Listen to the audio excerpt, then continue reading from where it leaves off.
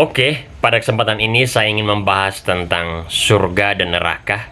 Berangkat dari komentar dari salah seorang subscriber saya yang bernama Jovan Octavianus. Dia menulis di komentarnya di video saya yang berjudul "Apakah ada surga dan neraka?" Dia menulis demikian: surga dan neraka itu menurutku ada di dunia ini, bukan di dunia luar yang belum kita lihat. Ketika kita happy, itulah surga dunia. Ketika susah, itulah neraka dunia. Jadi pernyataan ini bersifat sangat sekular. Kenapa seperti itu? Karena pernyataan ini berada di luar yang dijanjikan oleh agama-agama dunia ya. Jadi agama-agama di dunia itu menjanjikan harapan bukan hanya di bumi ini, tetapi harapan setelah orang itu meninggal. Nah, ada problem di sini menurut saya pernyataan dari saudara Jovan. Kenapa ada problem? Karena menurut saya sebagai orang yang beriman, manusia itu tidak hanya punya harapan ketika dia berada di dunia ini, tapi dia juga punya harapan ketika dia meninggal. Visi manusia bukan hanya ada di dunia ini, tapi juga ada di dunia setelah kita meninggal. Kenapa seperti itu? Karena manusia itu bukan hanya tersusun dari badan saja, tapi juga jiwa.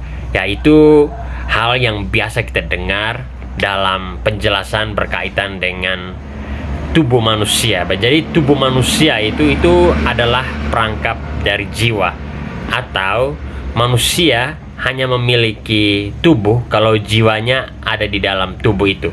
Kalau jiwanya sudah terlepas dari tubuh, maka tubuh manusia itu akan berubah nama menjadi mayat.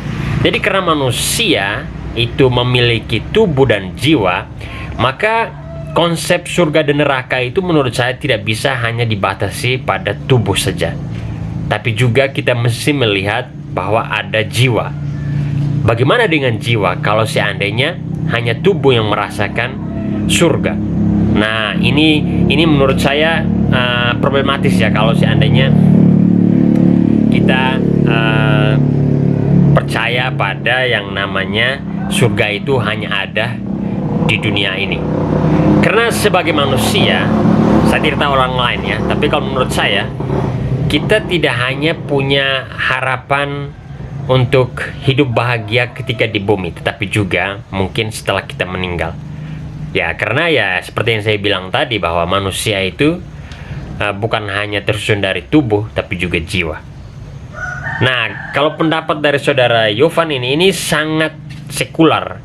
Dan pendapat seperti ini kebanyakan dianut oleh mereka yang ateis atau agnostik ya. Dan untuk konteks Indonesia itu mungkin kurang cocok, karena masih banyak orang Indonesia yang percaya kepada hidup setelah kematian. Dan itu biasanya dijanjikan oleh agama-agama di dunia, termasuk 6 agama yang ada di Indonesia. Sekiranya itu saja komentar saya berkaitan dengan apa yang dijelaskan oleh saudara Jovan Octavianus. Kalau Anda punya komentar yang lain, silakan Anda menulis di kolom komentar di bawah ini, dan saya siap memberikan jawaban, tanggapan untuk berkomunikasi dengan Anda. Oke, itu saja. Terima kasih. Sampai jumpa di pembalasan komentar saya terhadap komentar-komentar Anda yang sempat singgah di YouTube saya. Mantap.